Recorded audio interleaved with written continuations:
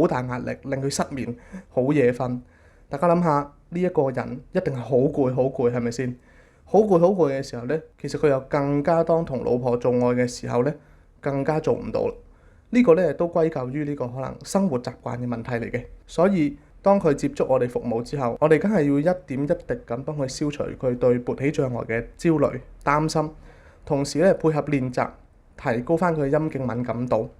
亦都讓佢個人咧可以擺脱呢個智慧大腦回路嘅依賴咧，等佢大腦咧都適應翻真實做愛嘅環境，亦都要佢配合規律嘅運動，改善佢嘅生活習慣，